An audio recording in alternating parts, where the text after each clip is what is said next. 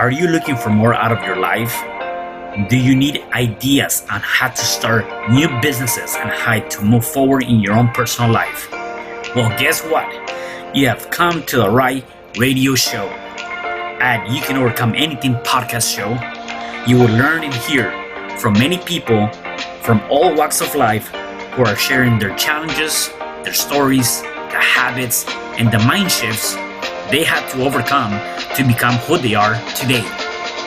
On top, you will get a chance to connect and see how you can overcome anything by networking and learning about your next move through this radio show. I present to you our great speakers at You Can Overcome Anything podcast show with your host, Cesar Espino.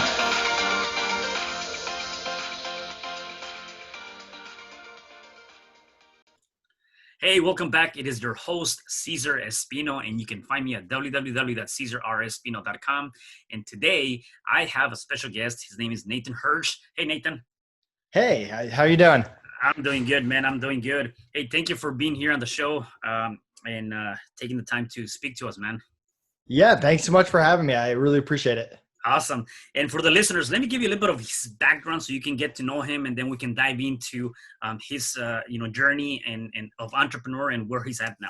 So Nathan is a 30-year-old entrepreneur that has been scaling business since 2009. Nathan Hirsch's business, Portlight, sold over 30 million in sales through Amazon.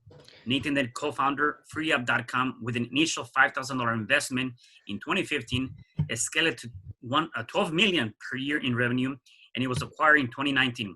Today, Nathan is a co-founder of Outsource School, a company working to educate entrepreneurs on how to effectively hire and scale with virtual assistants through in-depth courses. With all of these businesses, Nathan has hired and scaled with hundreds of virtual assistants and freelancers from all over the world. He shares his roadmap for scaling business with virtual assistants through Outsource School. Nathan has built himself into a social media personality online. He has appeared on over 3,000 plus podcasts and counting, and has spoken to thousands about remote hiring and industry events. Holy cow, man. That's like a lot of stuff going on and just 30, right? I mean, like, I don't even know where to start, so why don't you tell us more about that journey? Yeah, I mean, I started off as a broke college kid trying to hustle. I didn't want to work for someone else. I hated having a boss. So yeah. I started selling textbooks, and I actually had some success doing that in college. But I got a cease and desist letter from my college telling me to knock it off because I was competing with their bookstore. So that was my first glimpse into being an entrepreneur. And I pivoted. I learned a little bit about Amazon, selling books on Amazon. This was 2008, 2009. So Amazon was just becoming more than a bookstore. And I started experimenting and finally came across baby products. I got in at a really good time. If you can imagine me as a 20-year-old single guy selling baby products on Amazon, that was me. And I had success and I needed to hire people, but hiring college kids were not very reliable, and no one in the real world wanted to work for me as a 20-year-old. So I started getting into the remote hiring world, the virtual assistants, really loved it. I loved the flexibility. I loved being able to talk to people in different cultures and learn and engage and use people's skill sets. And I ended up pivoting and building my own platform, FreeUp, for pre-vetted virtual assistants, pre-vetted freelancers. We scaled and actually sold that about 6 months ago, maybe 5 months ago. And we started that with $5,000 and really grew it organically over 4 years from to $1 million, $5 million, $9 million, and then $12 million a year. And then once we sold that and finished the transition, we wanted to stay in the space and we wanted to teach people how we did it, because FreeUp was an 8-figure business completely run by virtual assistants. Wow. And we had systems and processes. So now we're working on Outsource School to bring courses and software to help people utilize virtual assistants. Wow, that's amazing. And so let me ask you this before getting into your journey of entrepreneur. So how was your life growing up? Like, did you had that influences of business owner, or was that even part of your bloodline? Kind of. I mean, my parents were both teachers. My mom ended up pivoting from being a teacher to starting a nonprofit school.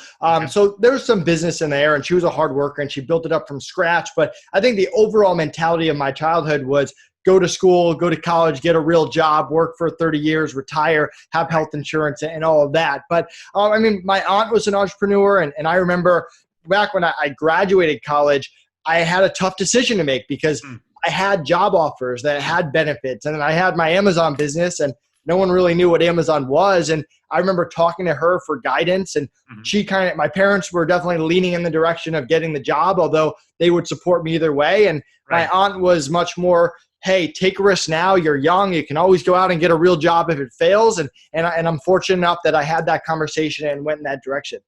Yeah, no, and you know what? And that's actually a pretty good experience that you went through, right? A lot of people I know that they go through that, and they're in the fence line of what can I do? Because even me growing up as a kid, one of the things that I was, exactly the same thing you talked about is, go to school, get a good education, come out, have a good job, and then be there forever. And then when I look at that, at least for me, and I think you can relate to this, is that I feel that we're in this world to not just be, that kind of person. We're put in this world to do something bigger and greater and have a bigger purpose. And so that's why I decided to do the same thing and just kind of venture out and take a risk. Obviously, my risk was a little bit later down the line than yours, except I think that it's never too late to start. So what would be one of the things that you can tell people that are listening that regardless of their age, is never too late to start something, if they wanted to? Yeah, I mean, outside of the coronavirus, I mean, we live in a pretty incredible time right now. I mean, it doesn't take very much money to start a business. I'm actually reading a book right now called The $100 Startup, and it's really exactly what I've been doing. I mean, I've started 3 companies, and each company cost me less than $5,000. So you don't need $50,000. You don't need $100,000. You're always taking a risk when you're an entrepreneur, but you don't need to take huge risks. You can take small risks and get a company off the ground. Now, it's not easy. There's no get-rich-quick scheme. There's hard work. There's hustle. There's learning. There's making mistakes and learning from it. But if you find something you're passionate about that other people want, that other people need, you can turn it into a business relatively quickly. I mean, think about going back like 40 years ago, just being able to accept payments was tough, and you needed an office. And now you open up a PayPal account and you're open for business. People can send you money, you can accept credit cards, and it really is that simple. So if you have an idea, with a small amount of money, you can get set up, you can get going and start that journey and see if it's right for you. Right. Got it. And so going back to you deciding to start your own business and deciding on whether or not you go back to school, you go back, get that job, or you can continue with this journey that you had already started.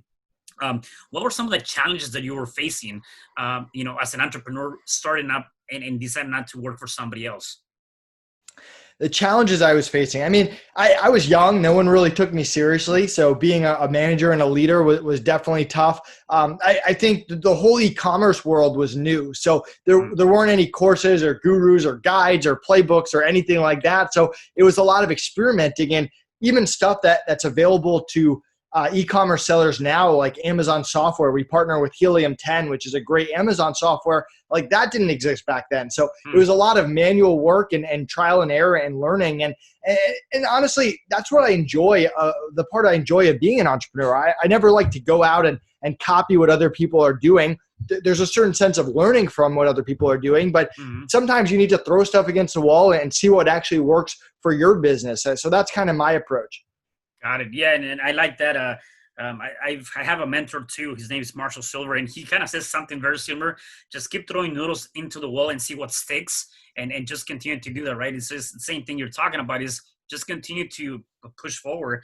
And out of all those, I guess, downfalls or times that you fell down, do you see that as a lesson, as a failure? How do you compute that in your life? Yeah, I mean, it's always a lesson, whether it's a failure or not. I mean, it depends on what you do long term. But I had a situation where I put all my eggs in one basket. I had one manager of the day that I spent 6 months training him on my entire business. I had one manufacturer who I did all my sales from, and I went on vacation and the manufacturer dropped me and the manager quit on me. So I kind of lost everything within 24 hours. And I learned a very valuable lesson about diversification. So yes, I built it back up. Yes, it sucked. Yes, it cost me time and energy and stress, but I'm happy I learned that lesson early on, so that now when I'm on my third company, I can diversify right from the beginning and not put myself in that position where I'm one bad thing away from just stopping all operations. Yeah, no, that makes sense. And then talking about companies, right? How critical it is for either now, specifically now days, to have more than one business as an entrepreneur. I mean, honestly, I kind of do the opposite. I've always been focused on one business. It's kind of my personality. When we sold FreeUp, Connor and I started experimenting with like a few different things, and we ended up loving Outsource School more, and we put all the other things to the side and focused on it. So I think there's pros and cons. I mean, obviously the diversification is great, but you also have a lot of entrepreneurs out there that, because they have multiple businesses, they're very distracted, their time is spread thin, and none of the businesses accomplish what one of the businesses could if they just worked on that. So I think it's something for everyone to just consider. Got it. Yeah. So tell me more about this Outsource School. So you started that not too long ago, and the idea here is to teach people, entrepreneurs, how to use the virtual assistants, right? Can you give me more about that? Yeah, I think a lot of entrepreneurs don't understand that just getting a VA for 10 hours a week can completely change your business and your life. And I mean, we live in a time now where you kind of need to do a little self-reflecting as a business owner. And what can I do to reduce future overhead, to have a more flexible remote workforce now that we're kind of locked in? So for me, teaching people how to use VAs was important before this. It's even more important after this. And we want to teach people exactly how we did it. I mean, I didn't just wake up one day and hire 35 VAs and cross my finger and hope it worked out. We had real systems for interviewing and onboarding and training and managing. So we took all those systems and we launched our first course called Cracking the VA Code, which people can get on Outsource School.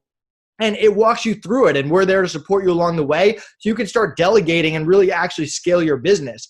Then off of that, we're coming out with other courses. Like we're launching the podcast outreach formula, because every day I wake up to a list of podcasts that are a good fit in my industry, and then I can reach out to those hosts and I get on a lot of podcasts. So we're going to teach people how to set that up with the VA so that they know our system, our process. You wake up every day to that list.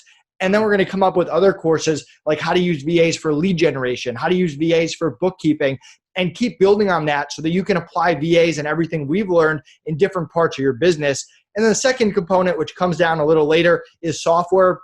We're building a lot of VA software and tools, including an SOP builder that we think is going to make things a lot easier for people to train their virtual assistants. But right now, we're very focused on these courses that we're launching. Got it. And is this applicable to really any business, or is it a particular industry that you're targeting? It really applies to every business, which is why I really like it. I mean, there was a sushi restaurant down the street when I ran FreeUp that they use virtual assistants. They were a client of ours. My gym uses virtual assistants. And obviously you've got Amazon sellers, you got marketing agencies, you got coaches and consultants. So I mean, now more than ever, when we're all locked inside and the world's going a little bit more remote, it's never more evident that VAs can apply to every single business, no matter what you're in. Right. And I know that one of the challenges that maybe people might have as entrepreneurs is, one, the time difference, the language barriers, or maybe those are just obstacles. Where do your VAs come from? Is it, it's kind of like the same time zone? Is it, I know most of them are, back in Asia. Is that a big challenge that you see? I hire from all over. I mean, my graphic designer that I love, she's from India, but I would say most of my virtual assistants are in the Philippines. I built great relationships with people in the Philippines, so I know their community, I know their culture very well. There's a lot of pros to hire in the Philippines, from cost to their family environment, which makes it great for you to build like an internal family, to they consume a lot of the same culture and media that we do, so like books and movies. So if you're selling a US product or a US service, there's less of a learning curve. So there's a lot of pros, but I mean, you can hire all over the world. I just personally prefer hiring from the Philippines. Yeah. And one thing that I know people might be thinking is that this could be pretty expensive. And I know for the fact that that's not expensive, for somebody in the Philippines that maybe you're paying them, I don't know, an average of $8, let's just say, per hour.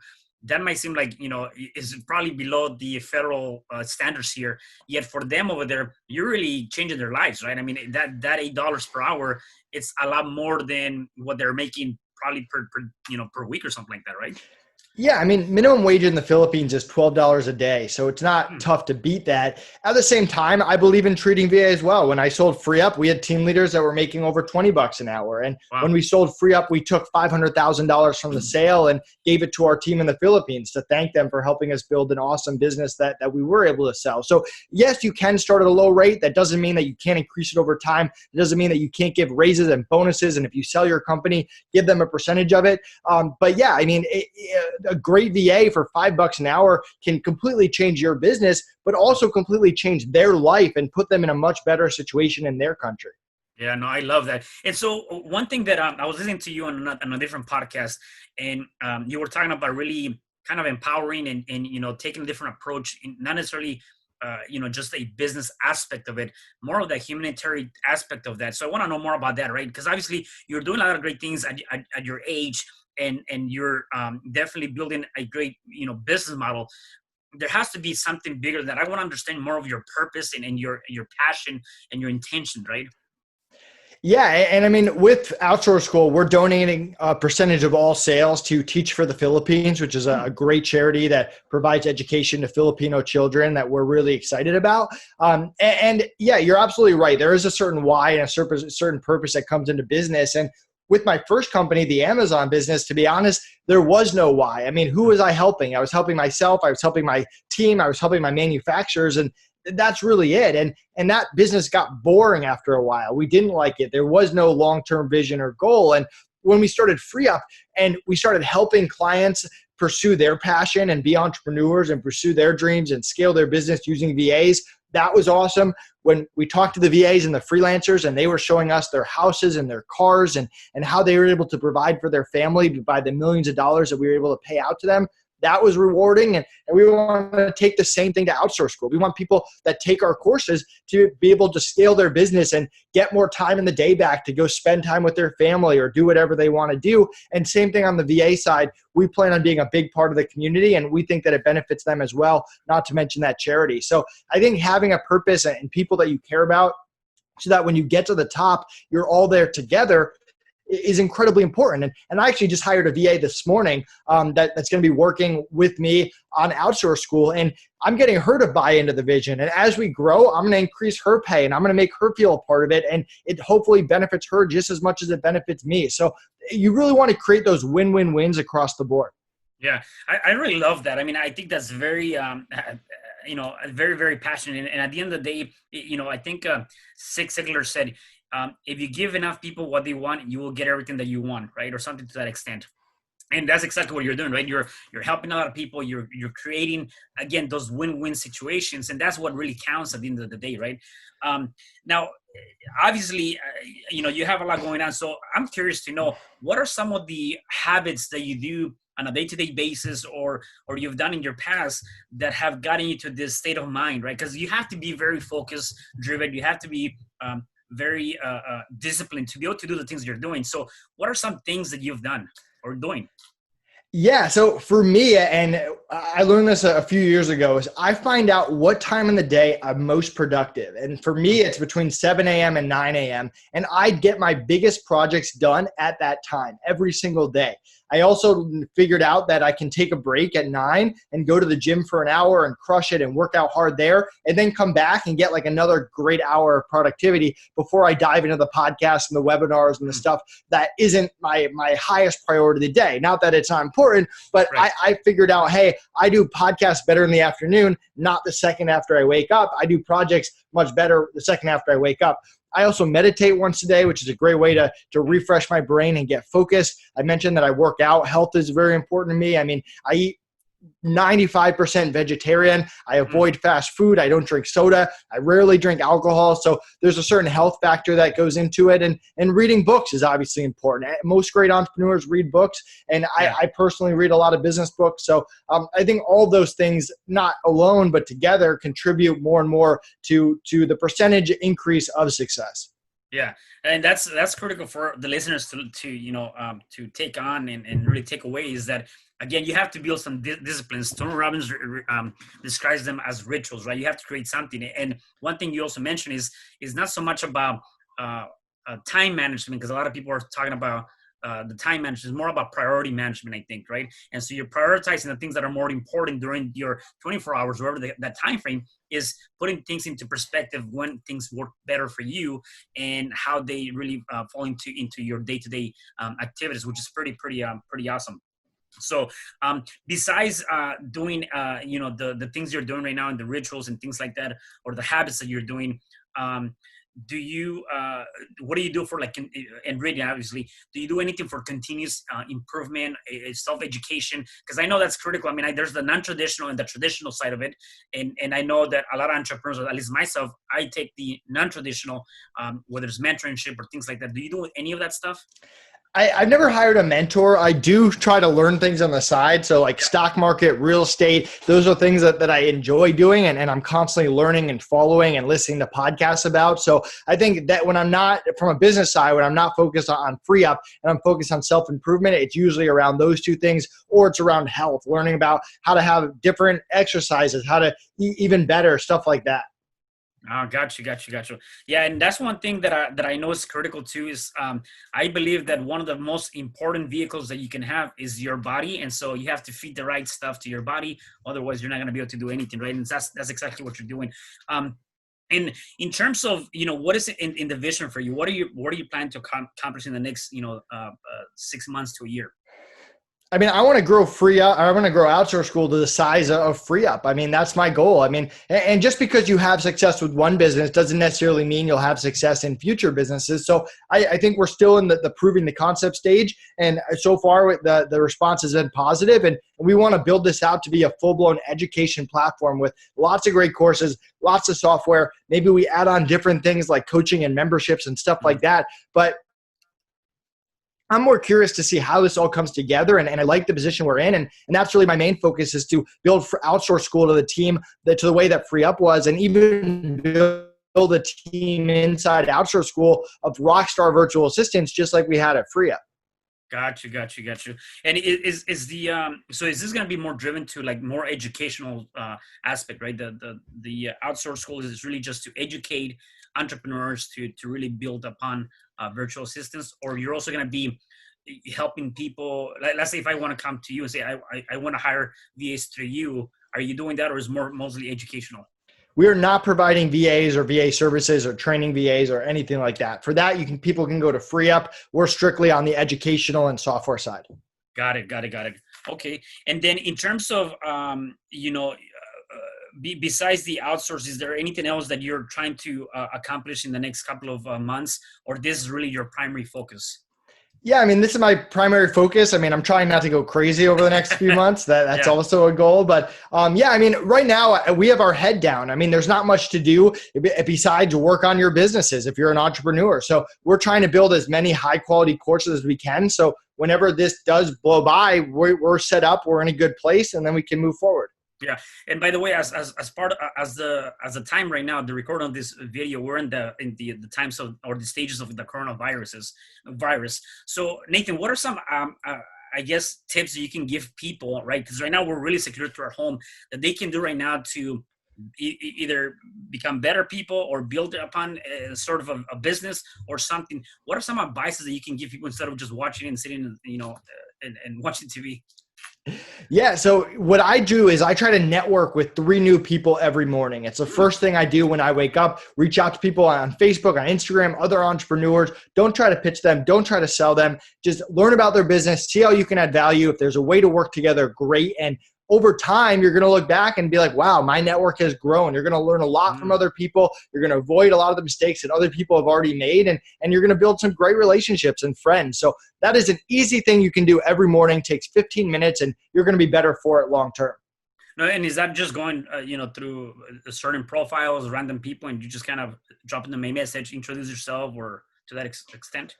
Yeah, I mean, I try not to make it too random. I mean, for example, I might see who else has been on this podcast, and I'll reach out to them and say, hey, I was on Cesar's podcast too. So you're always like 1 or 2 connections away from a lot of people, and you can use that to build your network.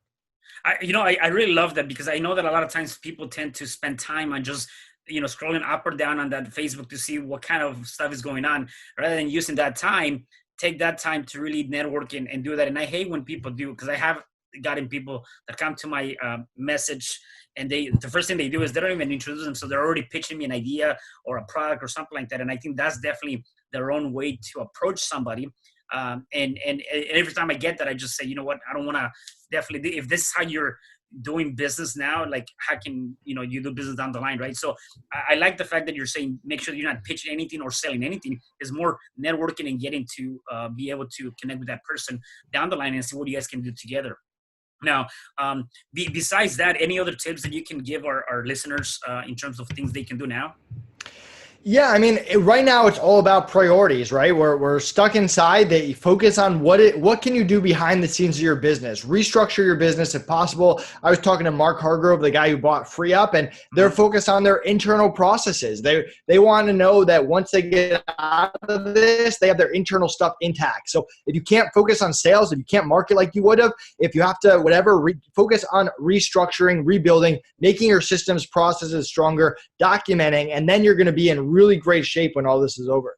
Yeah, and I think too that regardless of whether or not you're an entrepreneur or not, you have to take this time, utilize this time to reinvent yourself, whether it's through personal development, whether it's coming up with a new product, whether it's, like you said, creating procedures or things to that effect. And if you don't take that opportunity right now to do that during this downtime, then when you're ready for the up time, there's nothing for you to do, right? Like at the end of the day, you just wasted a lot of valuable time.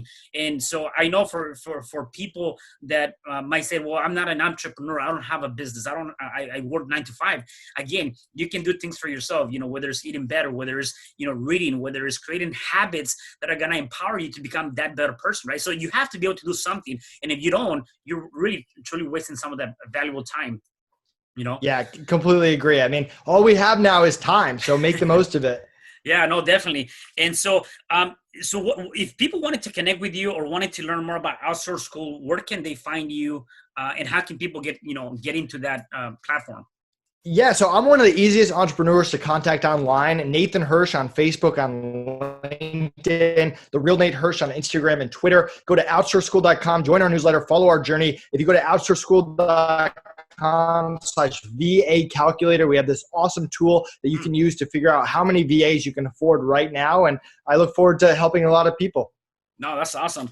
And Nathan, one last question for you. If and you've given us a lot of tips, by the way, so I don't know if you're gonna have one more, but if you can give us one more tip on to our listeners on being able to accomplish anything and overcome anything in their life, what would that be?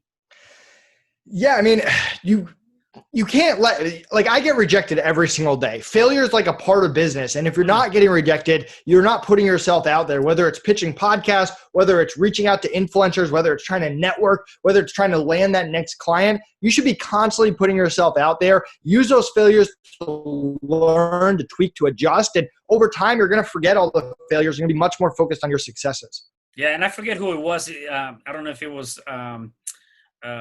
Gary Vee or somebody. They said, if you're not pissing off people, then you're not really doing anything, to get yourself out there or something like that. I forget who it was, right? But it's true, right? If you're not getting on people's faces and you're not pissing them off or you're not helping them out, whatever the case may be, you're not doing anything to better yourself, right? So, yeah.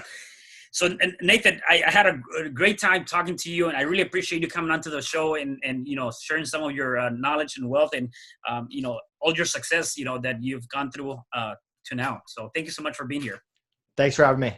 All right, have a good one. And guys, for the rest of you guys, do me a favor. Please make sure that you like this podcast, comment, share, like it, and just stay tuned for the next podcast show. Bye. Hi, I'm Cesar Espino, real estate investor, business coach, and consultant, and author of the book, You Can Overcome Anything, Even When the World Says No. My number is 424-501-6046. In my book, I talk about making the necessary changes to shift your mind for prosperity and certainty. Pick up your copy at Amazon. I also love helping families with their real estate and can purchase your house fast and all cash. Follow me on Instagram, Facebook, and LinkedIn. My number is 424-501-6046. Thank you for having me today. I am so glad you tuned in to this podcast. You can find me at Spreaker.com, where you can like and subscribe. And to learn more about myself and my services, you can find me at www.CesarRespino.com Or you can also find me at Facebook under Cesar R. Espino. Once again, thanks for joining me. I am looking forward to having you at the next episode, and know that you truly can overcome anything.